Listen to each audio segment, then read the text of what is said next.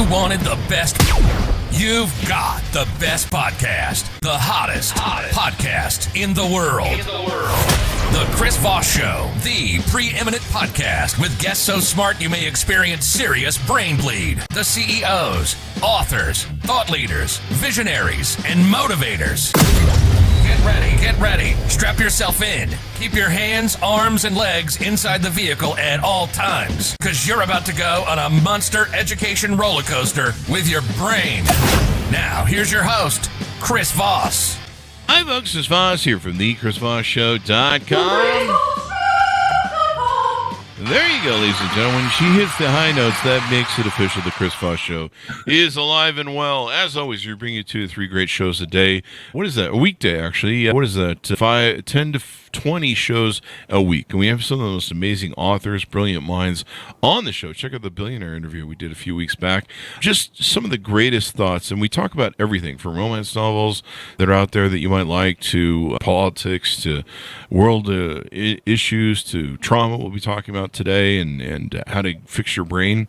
We talk about everything. And we're calling ourselves now the Netflix of podcasting, because you can literally go on there and with 2,000 episodes find and binge just about whatever the hell you want, or just binge it all. That seems to be what most of you are doing. You're just pressing play and forgetting about it.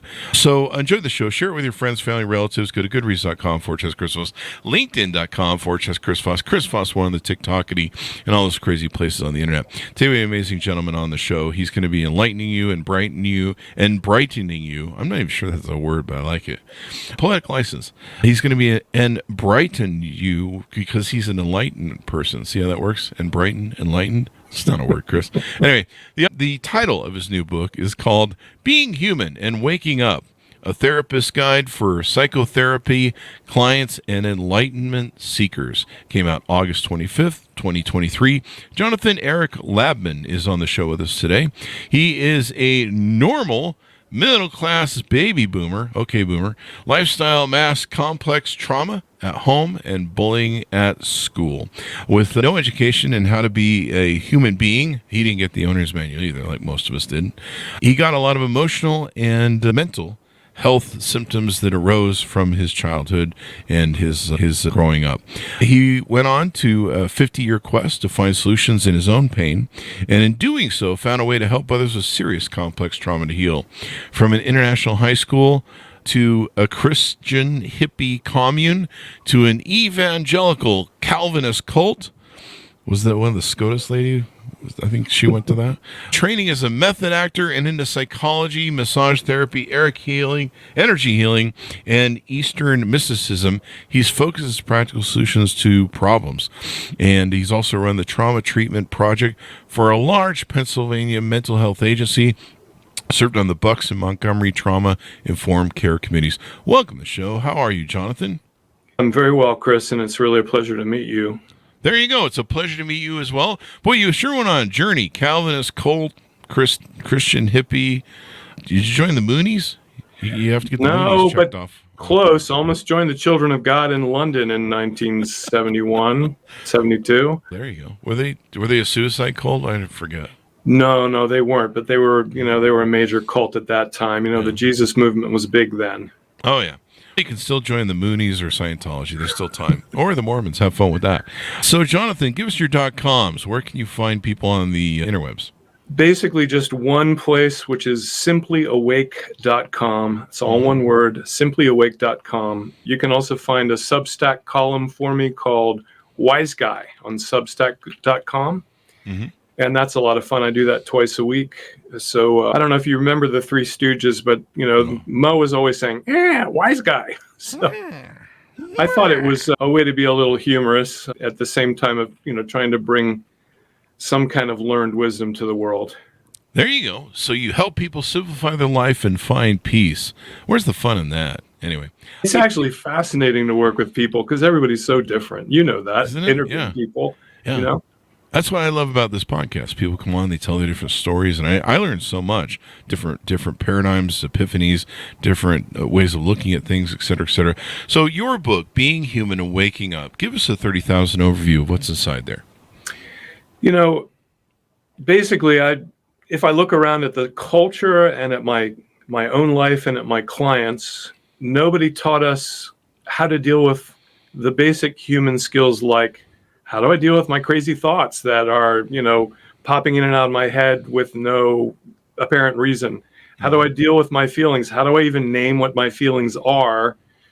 And how do I track whether they're from a real source so that I should do something about them, or if there's some imaginary thought in my head that's creating all this emotion?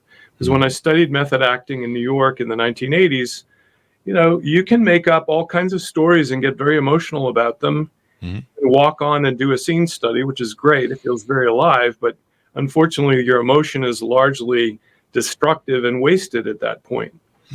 The other thing about the culture, and that's what the book is about, is that, people are really living in an extended adolescence when they sit in their egoism or egotism and never get beyond the chattering voice in their mind to the kind of pristine, clear awareness that's underneath of that. And that ego gets in the way, something fierce. We have basically a lot of, you and I were talking about this before the show, we have a lot of narcissists in the world. Now, everybody thinks everyone's a narcissist, which isn't true, but we've got a lot of them in politics right now who are also sociopaths.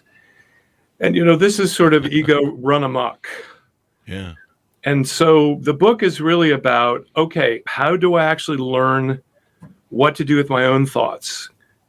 Do I know that actually 90 to 95% of my thoughts are false, are going to lead to harmful emotions, and will make me either stressed or scared or angry or sad for no good reason at all? No, nobody teaches me that. My teachers don't. My preachers don't.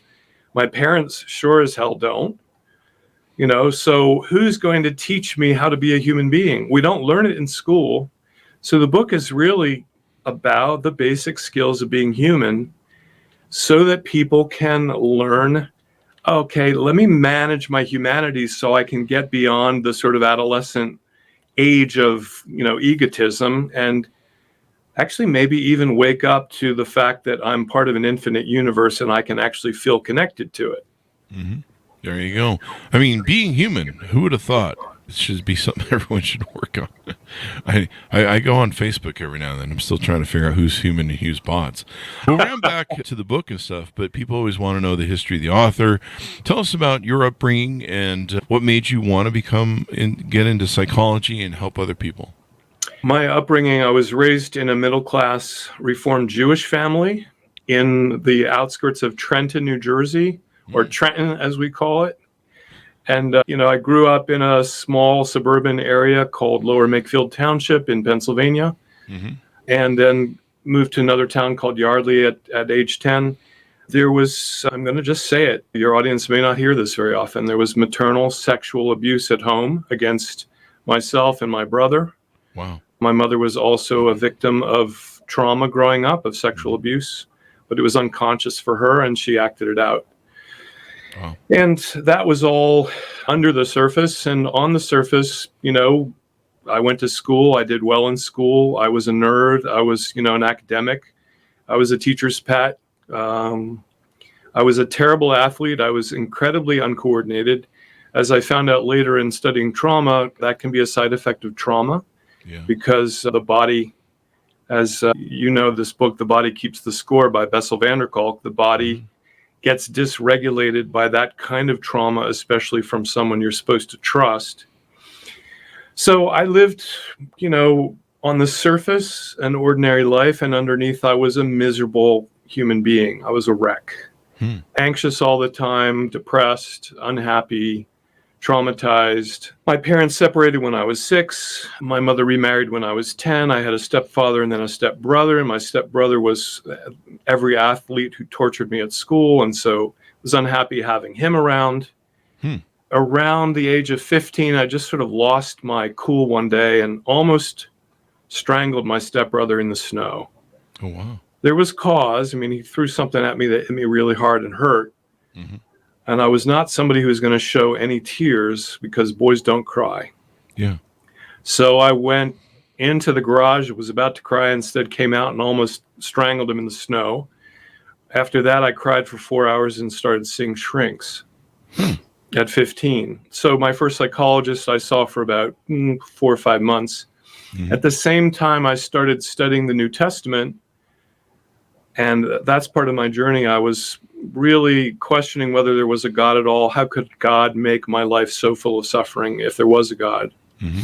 And at the same time, I applied to get out of high school and go to an international school in the south of Wales in the UK, in a Hearst castle, if you can believe it. William Randolph Hearst owned a castle there. Wow.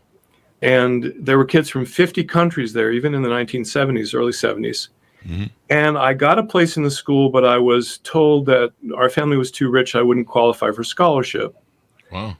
And I waited a month because there was a postal strike, all the while praying like crazy. If there's God, I want to get into this school, even though they say I can't.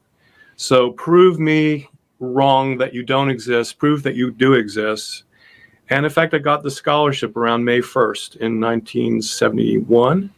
Wow.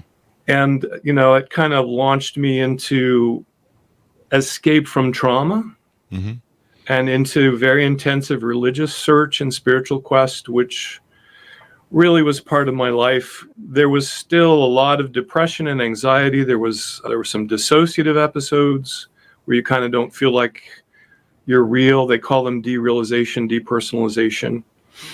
Eventually, you know, I lived at school. I lived on a Christian college campus one summer when my mother divorced her second husband.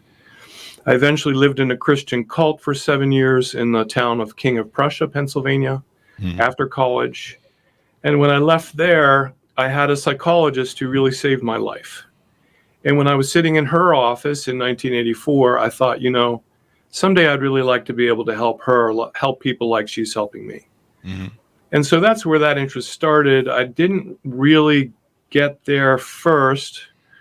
I was doing administrative work and technical writing. And when I left the cult, I also left that job eventually and found my way to New York to study method acting. I had a Broadway vocal coach. I'd always been a singer since the time I was very young. Family of musicians. My dad was a National Symphony Orchestra violist. My brother was a jazz pianist. My stepfather was a jazz singer. So I thought I should be on the stage, but you know, when I got there and found out what that life was like and how sleazy it could be, I decided that wasn't for me either. So eventually from there, I found my way into the first healing methodology I could really do, you know, with an undergraduate degree, which was I could be a licensed massage therapist in about a year. I've been working with my first Eastern mystical spiritual teachers who were both massage therapists and sort of counselors, and they did breath work, which you've probably heard of a lot. And so I was like, how would I start to do what they do? Because they really helped me a lot. And massage therapy was the first thing. So I became a licensed massage therapist in New York. And eventually, you know, people are always talking to me face down on the table. I was working on these muscles on their back with my elbows. And they would be telling me about all kinds of traumas and all kinds of difficulties in their day-to-day misery. And eventually my partner and a best friend said, why don't you just get a graduate degree and sit down and do this for a living? And so eventually I did that. I went back to graduate school in 98 as a 43-year-old and graduated in 2000 as a 45-year-old. And so I've been in that ever since. As I told you earlier, I'm now 69 years old. It's quite the journey. You've done a lot of things, but it's probably given you an insight to a lot of different variations of life and thinking. Really, yeah, a lot. Yeah. And the spiritual search went on, of course, but you know, we don't need to bore your readers with your listeners with all of that. Let me ask you this: Did you grow up with your birth father? My birth father was in the picture, living with us until I was about 5. He was in my life every week until I was about 10. And then he moved away to be in first the Milwaukee Symphony, then the Philadelphia Chamber Orchestra, then the National Symphony. So after that, I did not live with him. Yeah. Do you think that your search for, this is a question that I theorize a lot on, do you think that your search for for religion and a God and different things like that is a search for a paternal figure that maybe to replace the father that you didn't have when you were growing up? I think originally it was a lot about that. And in fact, the communities that I was part of, there was always a mother and a father figure. The ones I lasted in, the father figure was predominant because my father was a safe person. He loved us. He never harmed us. He didn't even lay a hand on us. So, yeah, I do think that that was the suffering that was created from the trauma was a big impetus toward spirituality and God. But, eventually, I don't really believe in God as a father figure anymore. God to me is a transcendent, genderless being because, is the God of this universe where we have hundreds of billions of galaxies. Does that God take on the gender form of a human being? I doubt it. Probably not. Yeah. It's interesting to me because I'll see people that, they're always going on about the patriarchy, but they really hold to religion really hard, and women especially. Yeah. And the more I see it, the more, and you'll see it with single mothers and stuff too, and you realize that what they're seeking is they're seeking the patriarchy. And it's very unnatural for us to do that probably in our biological state, to replace that or to fix that or try and fill that hole. So there you go. So we talked about book helps people get a good education on how to be a human being. Talk to us a little bit more about that. Let's flesh that out. What I see in people is that the same 10 thoughts go round and round in their heads until it seems like they have 1,000 thoughts. And I call that the chattering voice in your head. And they confuse themselves with that voice in their head as if that's all there is to them. When I ask people, who are they go to that voice and what it says about them. And, even the kind of historical things that we've just been talking about. That's an aspect of who we are. But, also that's a big source of conflict and emotional difficulty for people. Because about 90 to 95% of the thoughts that generate automatically in our minds, so there's nobody actually pushing those thoughts out. There's no little Jonathan in there with the mimeograph machine cranking them out or the Xerox machine pushing a button, So I start to teach people, hey, look, these false thoughts, whether they're on external speaker and you're speaking to a lie detector machine and the needle's going wacky because you're lying, or they're inside of you and you're lying to yourself, or you're listening to lies from other people, they generate the same bad physiological response in your body, whether internal or external speaker. So imagine that you're telling a lie to a lie detector polygraph reader, and he's saying, it's obvious you're lying. Why? Because there are physiological symptoms. So my palms are sweating. My heart rate's gone up. My respiration rate's gone up. My blood pressure's gone up, just like I'm on, when I am on an exciting podcast and it's the first 20 minutes. It's the same way. All that's happening, but not because I'm lying, just because it's a new situation. So if I'm listening to lies in my head all the time, that has the same, my body has the same reaction to that as it does if I were speaking those lies out loud. And I've looked at that for a long time, and it's kind of a personal theory, and I think it's actually true.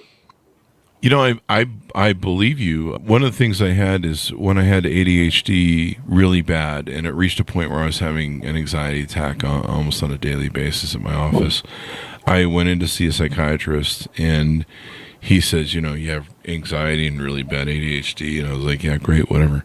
And he says, he told me, he goes, I'll bet you're actually repeating the same thoughts every day at the same time. And I was like, no, I'm a very intelligent person. I have 2 companies, dude. You're insane. You sound like a quack.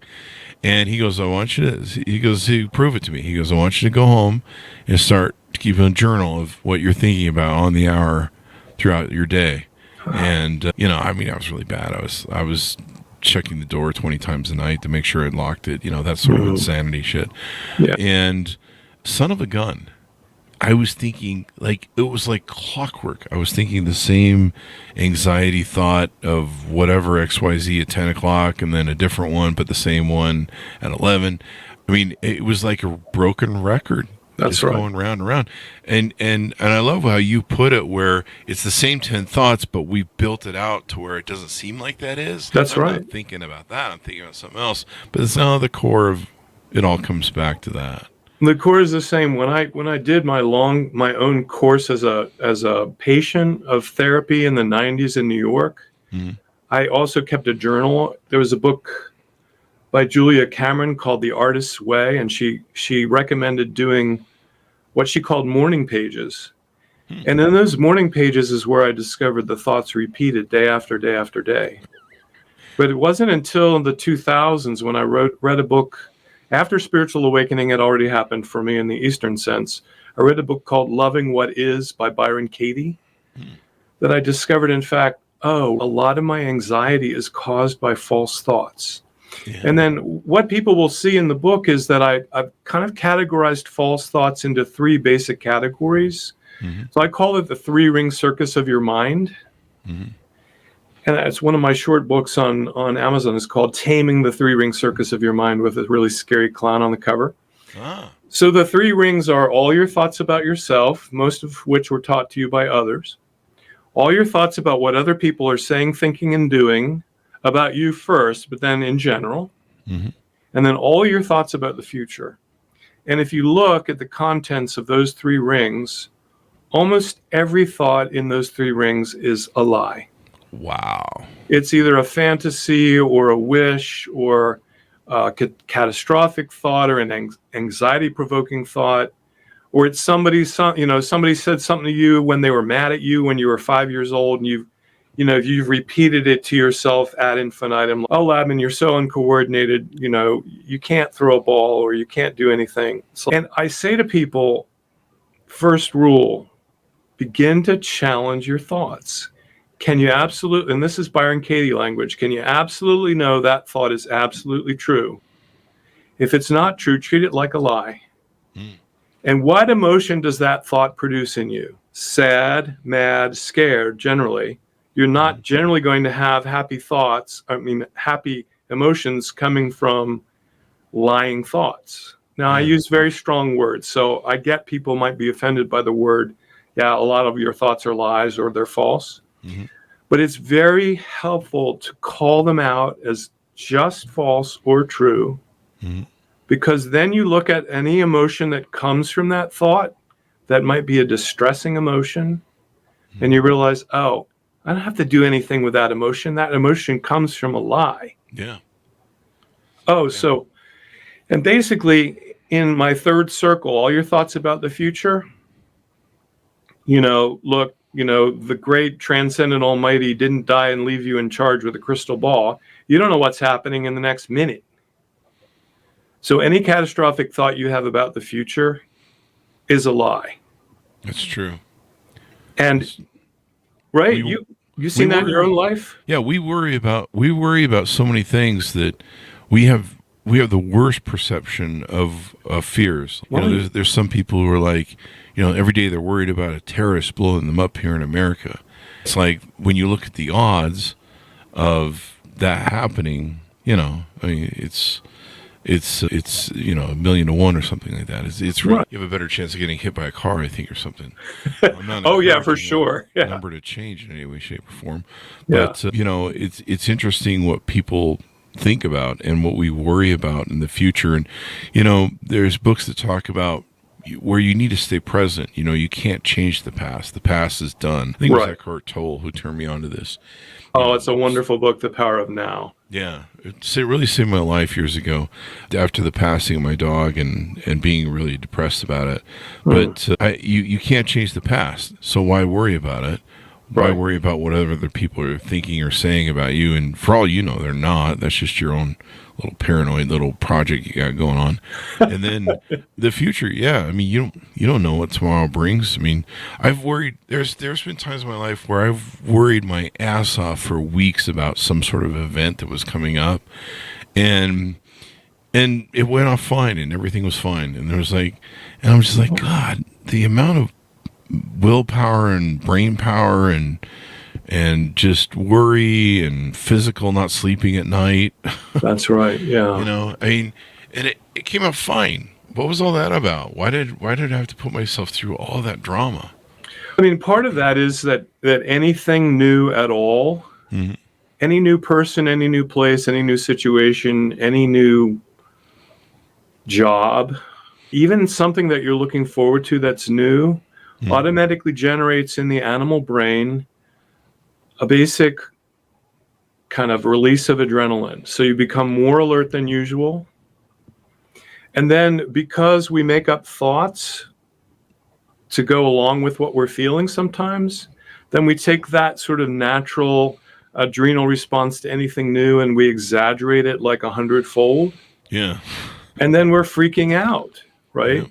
Yeah. So this, you mentioned Eckhart Tolle. Before people can really understand what presence is, what meditation is about, what living in the moment is, what spiritual awakening or enlightenment is about, they need to get enough distance from their own thoughts and their emotions so they're not just sort of automatically ruled by them. I'm being yanked around by this chattering voice in my head and all these roiling emotions that it creates, or, all these roiling emotions create lots of chatter in my head. Either way, it just goes round and round and round in a circle all the time. It's really hard to be present in the moment when you're just like this all the time. Running the hamster wheel. Running the hamster wheel. And so, I mean, with people, I also look at, hey, how much like caffeine are you taking in every day, dude? Because, if you're anxious and you wonder about, why you're so anxious, take a look at that. Because, America runs on that. That's a slogan for a coffee company. Yeah. For me, it's the crack. No, I'm just kidding. Don't. It is actually the caffeine level of coffee I drink. Yeah. When I was getting licensed, I had to do supervision, and I worked in an outpatient rehab center. Uh-huh. And that's where I saw that a lot of people who were traumatized were kind of recreating the emotional condition of their trauma by being addicted to caffeine. They were living in a highly adrenalinized state all the time. They kept drinking coffee. They weren't eating regularly. So when I work with people, I also look at, hey, are you getting regular 8 hours of sleep? Are you going to bed at the same time, waking up at the same time? You're drinking enough water? How much caffeine are you ingesting every day? That has a big impact on your emotions. You getting your physical exercise, just the basics, are you eating 3 meals? Because a lot of trauma survivors don't eat right, and they run on caffeine because it's so familiar to them to feel that way, to feel like all jazzed up all the time. Is it a fight or flight thing? It's a fight or flight thing. They're living in sympathetic nervous system land. Wow. And if they so want to be calm, but they're actually addicted to that adrenalinized state. They feel like that's what keeps them safe, or that's what they're used to. So, I've been learning, okay, you got to deal with those things just to even have a moment where you could actually meditate, or where you could actually taste the water. Yeah. What does water taste like? I have to be out of my thoughts to taste the water. That reminds me of something somebody mentioned to me recently. They said that there's a little parable or story that goes around it, but fish don't know they're in the water, basically. That's right. Yeah. Because they're swimming. This is like, well, and, we talk about that as, in terms of the spiritual awakening. We don't realize we're swimming around in what we would call the transcendent, or God, all the time. And we're part of that, but we don't know it because it's so much. It's hidden by scientific materialism now, but it's also so much kind of our atmosphere that we don't even realize it. There you go. One of the things you talk about in the book is trauma flashbacks. I'm very curious about that. What are those, and how can a person cope with them when they have them? So trauma flashback, it sounds like what it's going to be is that the person is going to be having hallucinations and imagining that they're right back there where they were traumatized. Wow.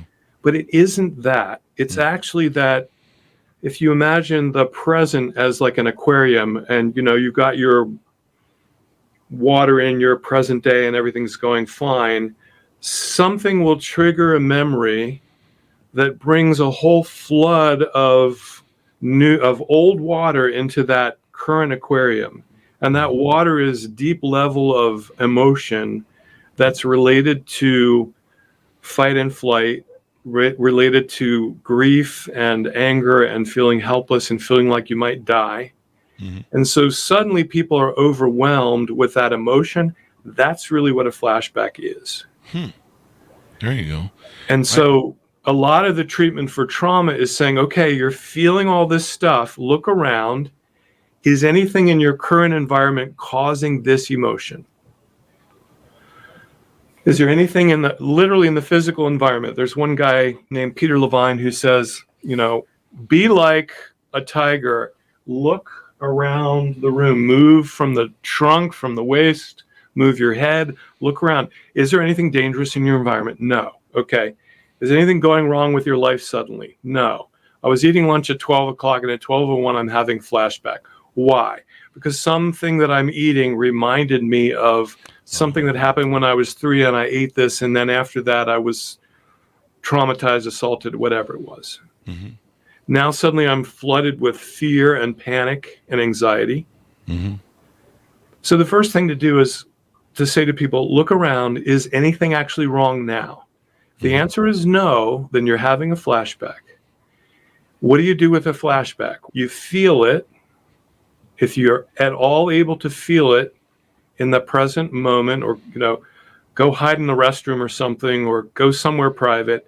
If your body needs to shake, literally shake, some of that flashback is usually like fear responses that have gotten frozen under dissociation in the past when you were being traumatized. Mm-hmm.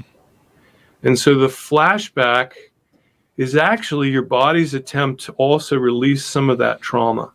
So I think of it as, you're out in this area, Las Vegas. So you've got the Hoover Dam, you've got Lake Mead behind it. Mm-hmm.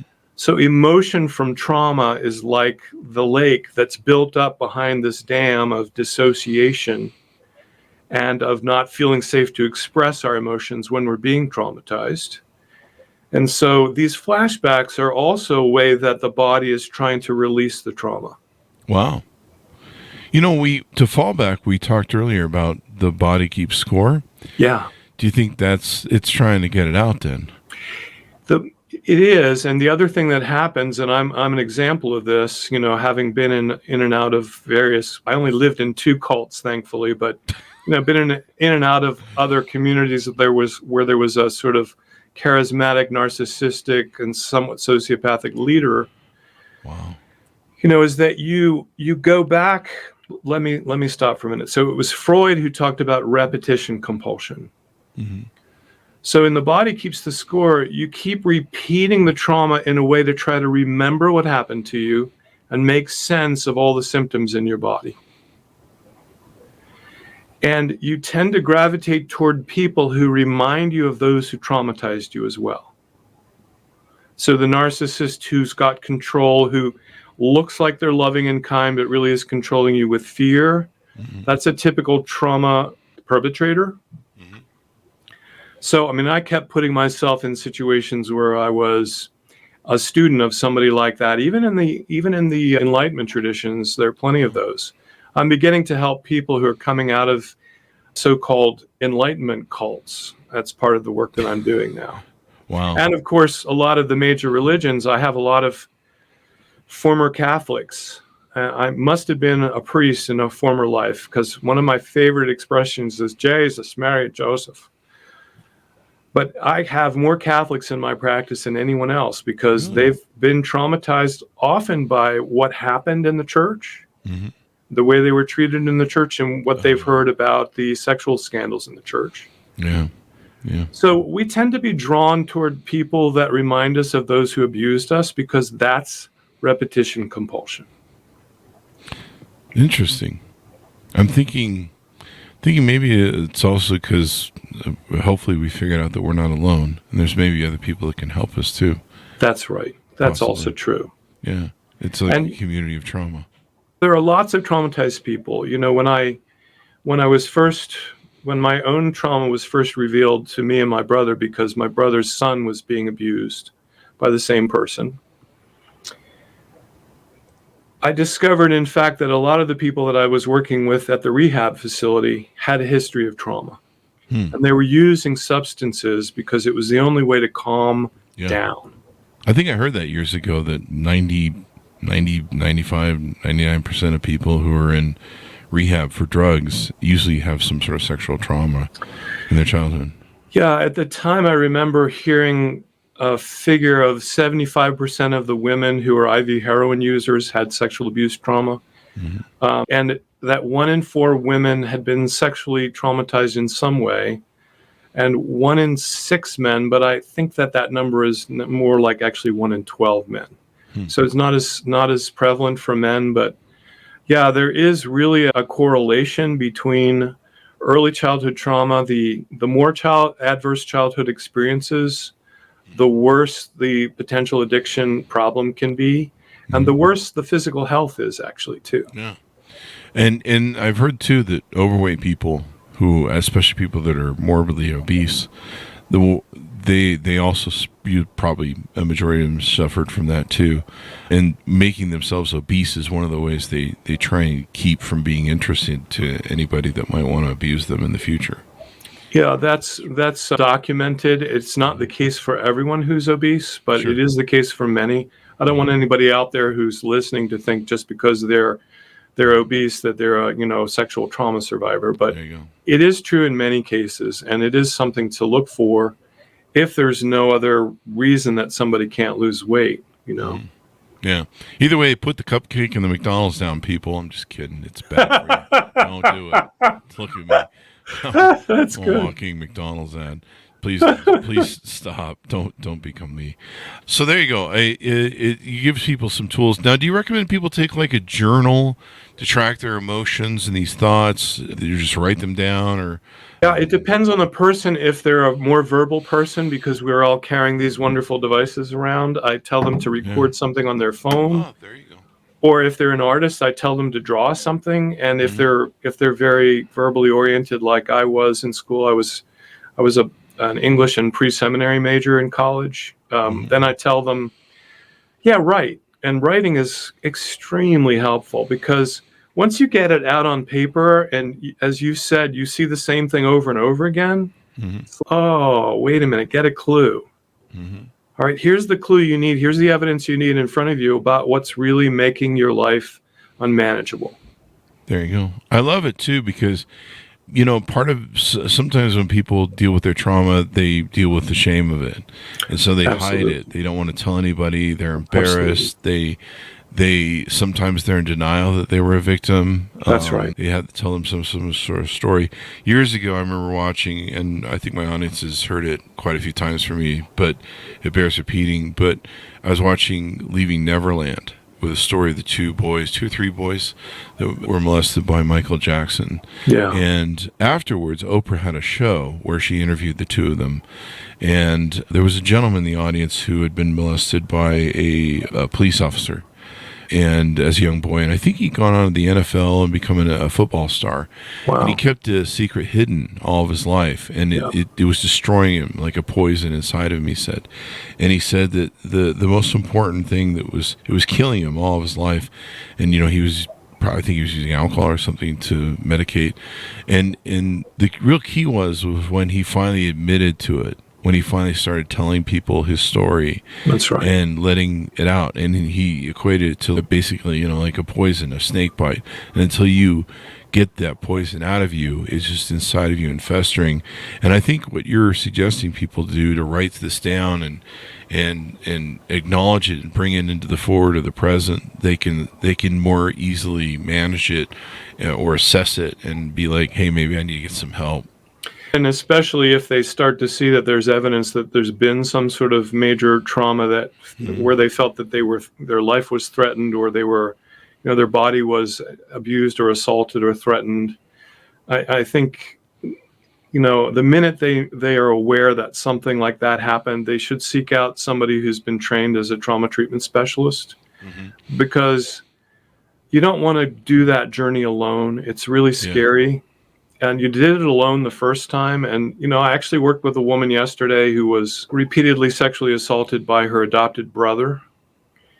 And she's held that shame. She's had I'm going to use this word, fabulously successful career.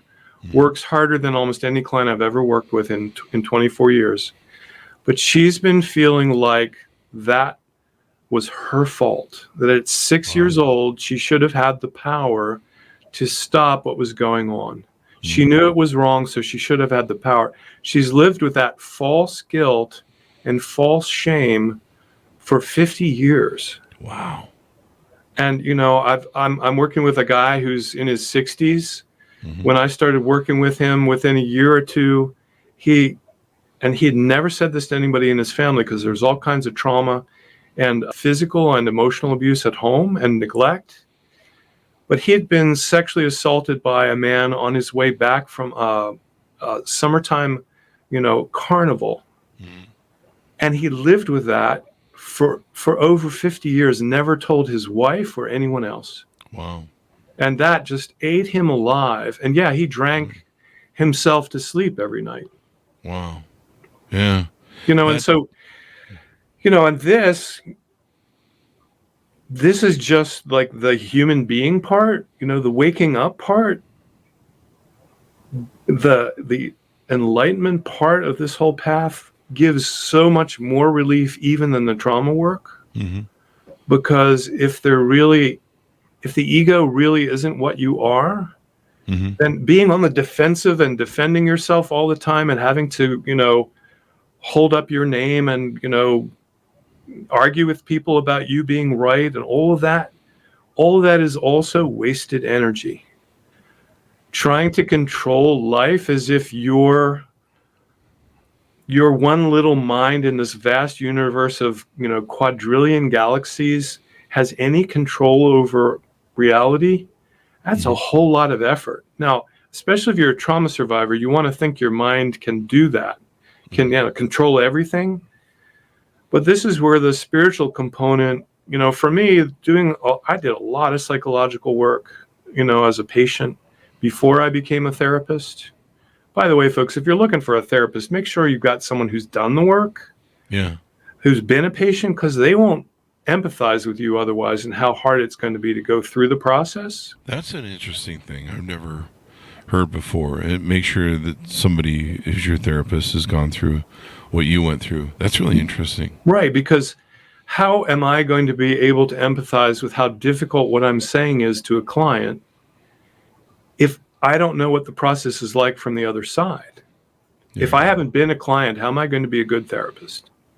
The other thing, if you want to get a plug in here, an advertisement for, find someone who's fucking licensed and professionally trained. The amount of coaches that are out there selling crystals and all sorts of things to people just freaks me the hell out. I tell people, use a licensed therapist who knows what they're doing, not some life coach who's 22 years old.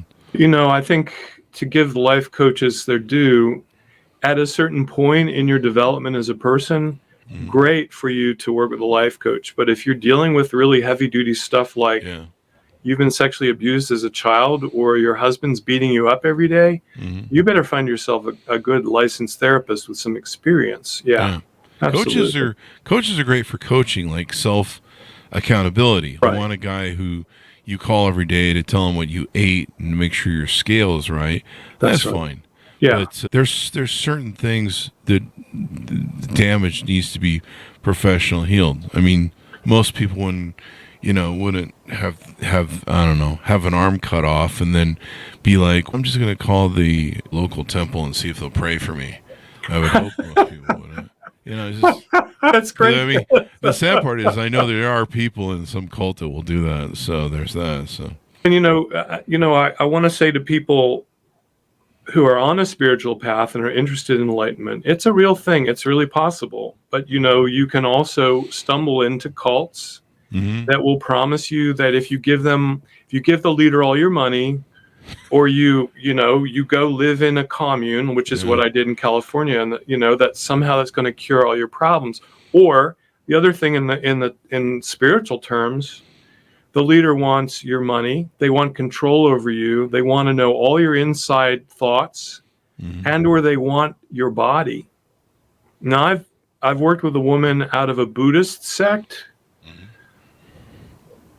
and heard one talking. I don't know if you've heard of the famous spiritual teacher Adyashanti. I listened to a broadcast. He was talking to a woman whose teacher actually said to her, "If you have sex with me, you'll get enlightened faster." Now, if you're in one of these groups where you're really relying on the guru to get you enlightened, it's very easy to go from this step to this step. Yeah. So I would also tell people, if you're interested in a spiritual path, make sure that your spiritual teachers have the highest ethical and moral standards available. And if you find any evidence that they're trying to manipulate you, run screaming from the place as fast as you can. Because the number of people, myself included, who've been damaged in cults, it's another form of trauma. It's that, Freudian thing where you're reconstituting your original trauma, but now with a new traumatizing perpetrator. Yeah. I laugh because I went through that with the Mormon cult. So, did you? Yeah, and I still suffer through it because half my family's still in it. So wow. I still deal with it. But, it helped me develop some great things for entrepreneurism. So there was that. But, yeah. Well, look, all of our suffering has a use, doesn't it, Chris? Maybe that's the trick. Maybe that's the turn of the card. Is you're supposed to take what your failures are, your struggles, your trauma, and figure out how to use them for good, I suppose. That's right. And for me, the motivation to help others was, look what you've been through, and there are all these other people that have been through this. You can certainly use your own bitter experience and better experience to help other people to learn how to cope. I've been on a path of enlightenment, and set up the joke, Chris. I've been on a path of enlightenment. It's called Ozempic. I'm trying to get my fat ass to be lighter. That's a wonderful joke. Thank you. Yeah. You can use that if you want. Thank you. I appreciate that. I might do that. That or they might get some booze and people will throw things at you and you're like, I'm your therapist, damn it, knock it off. These are just jokes. I don't know if you can do a lot of comedy in therapy. I would probably make a horrible therapist because at the right moment, it's really helpful for people to get to laugh at themselves and at life, because it really is a perspective that makes you laugh. Yeah, that's what we need. My problem is, as a therapist, I'd be laughing at them, and they'd be like, why are you laughing at me? And I'd be just like, because I thought my life was a shit show, but you got me beat, and I'm just really happy about it. If I ever put you on a pedestal, Mr. Therapist, I'm taking you down now. So I wouldn't make a good therapist. I also wouldn't make a good cop, because every child molester would never make it back to the precinct without a bullet in their head. And I just would not make a good cop. But anyway... What have we talked about that we should tease out in your book before we go out? I think that the whole awakening aspect of things, the fact that people can live in a sort of quiet, internal quiet that isn't full of anxious thoughts and roiling emotions, and that traditional psychology doesn't take you that far. I think that's also. When I was finished with my deepest course of therapy, which was every week for 3.5 years, I still didn't feel like my suffering was done. There was still a lot of tension in my body. There was still a lot of tension in my mind. So I want to say to people, look, there's more that you can do.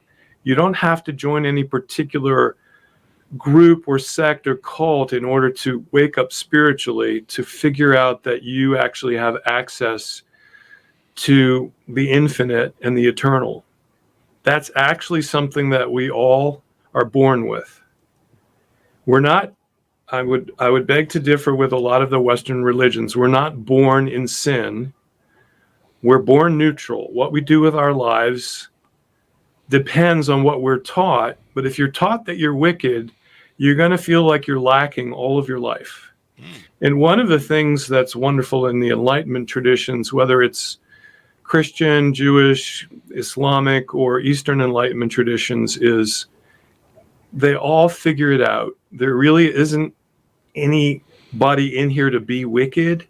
There's just a lot of teaching and behavior and patterns. If you believe you're wicked, you're going to live out that wickedness, or you're going to try damn hard not to. And you're always going to be feeling like you fail. But if you see that you're actually neutral, that the inner space in you isn't either one thing or the other, it's just there. That's a path of peace that goes beyond what psychology can offer. And I took that path because I'm like, okay, I'm still dealing with an ego. Does it really exist? Oh, wait a minute. It's just a bunch of thoughts. What's underneath of that? There's an awareness underneath of that has no sense of time, no sense of age. The pure, pristine awareness underneath your thoughts and feelings and physical body sensations is the same as it ever was when you were 5 or 15 or 50. And if you look for the spatial boundaries of that pristine awareness, you won't find any. So it feels infinite. If you want an experience of all of the attributes of what we were told was a God that was separate from us and out here, they're all to be found within. And the spiritual awakening path will take you there and can take you all the way as far as you want to go. There you go. I think it's great that you mix, a modern therapy with enlightenment and help people kind of join those journeys, if you will. I love doing that. And my thesis for graduate school was whether is yoga compatible with psychotherapy, because I was in a yoga, was a real, how should I say, a dedicated yoga student. And when I finished graduate work, in fact, I became a yoga teacher, although I taught meditation only because I herniated a disc during that training. So, but I think the two are very compatible. Some of the great figures in modern psychology, like Carl Gustav Jung, were practitioners of yoga.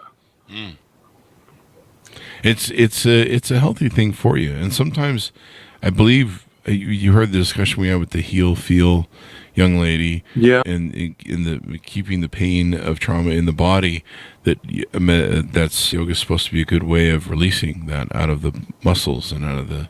It's really wonderful. Yeah, I mean, any movement that helps the body to get present, and that also helps you to release the held tension, is great. There's a new one that I found recently, your listeners might be interested in, called trauma release exercises. Oh, really? And there is a way that they help the body to tremble kind of spontaneously to get that held trauma out of the body without reliving the story of the trauma. So there's a whole network of trained practitioners. Again, if you've got serious trauma, I would make sure that they have a good 5 or 6 years of experience before you work with one of them. But that's another way. There are lots of modern somatic or body-based therapies that help with trauma too. There you go. Get professional licensed help, folks. Please. Yes. Don't buy crystals and shit. Go see a licensed therapist. Stop it. I hate that shit. So this has been wonderful to have you on, sir, to share with us, John, all Thank the you, stuff. Chris. Give us your final thoughts as we go out. I noticed on your website, I think people can reach out and work with you. Are you licensed in certain states? I'm only licensed in Pennsylvania. That's going to change within a couple of years. That will be cross-licensed in other states. Okay. But I do work with people out of state as a spiritual mentor or enlightenment guide. And that does incorporate all the rest of the work. It just goes that step further. I got a whole state you can call. It's called Utah. Infinite amount of money. You'll be able to retire off it. Anyway, just dial 1-800-JACK-MORMONS. But it's been wonderful to have you on. Give us the .coms one last time as we go out and wherever you want people to pick up the book. Yeah, simplyawake.com is where you'll find me, and the book is on amzn.to. All the 3 current books are there under my name, Jonathan Labman. John is just short for Jonathan, so you'll find me on amzn.to. And yeah, it's been a pleasure being with you. You've made it really, really easy to talk and very comfortable. So thank you so much. There you go. We have a sister show where I make it really hard for people to talk.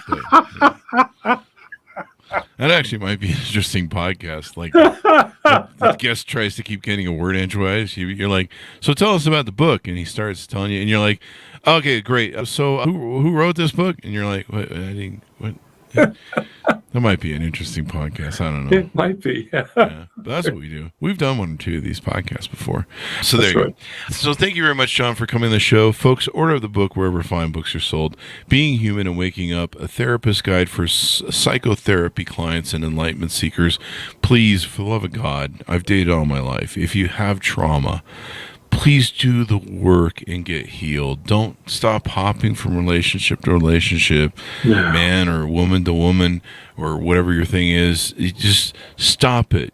Take some time out, heal yourself, clean out all the baggage, and it just makes so much of a difference of how you show up as a human being, how you approach other healed beings. If you have PTSD, which I'm hearing now, or narcissistic abuse, or whatever that is, I don't mean to minimize people that might be taking a little too much of advantage in a victim competition society. But if you're saying stuff like that, go see a therapist, please. A licensed therapist. The license is the most important part. But get help. You know, people have always asked me, they're like, what if you go back and talk to your teenage kid or your teenage self? What would you tell yourself? I would have said, get into fucking therapy, God damn it, and get help. And, you know, we talk about this stuff on the show, and you use some examples, and people will drag this stuff through their lives for 50 years. It will affect their relationships. It'll affect themselves, the quality of their life. And sadly, I think there's a certain awakening we all do around 50, where we start to become a little bit more aware. Maybe we've just seen enough patterns where we put everything together. But most people can look back at that point and go, holy shit, I've been dragging a dead body around for 50 years. So please go get help now. If you think you need it, go ahead and need it. There's 1-800 numbers I think you can go to for psychologists. I don't have it readily available, but if you think you need it, please go check it out. I mean, worst case scenario, you talk to a therapist and they go, hey, you're not really all that bad off. Just get out of my office, you know. But other than that, you know, get help. Read books, study, but you really need to have a professional to kind of hold your hand and take you down this path. You don't want to try and self-heal. It's like getting, I don't know, it's like getting bit by a cobra and you're filled with poison that will kill you, you know, some black mamba, and you're just like, I don't know, I think I can heal it all. I'll just walk it off. I think it should be fine. Don't do that. That's all I'm saying. Thanks to my audience for tuning in. Go to goodreads.com/Chris Voss, LinkedIn.com/Chris Voss, Chris Voss one, the TikTokity, all those crazy places on the internet. Thanks for tuning in. Be good to each other. Stay safe, and we'll see you guys next time. Thank you, Chris. Thank you.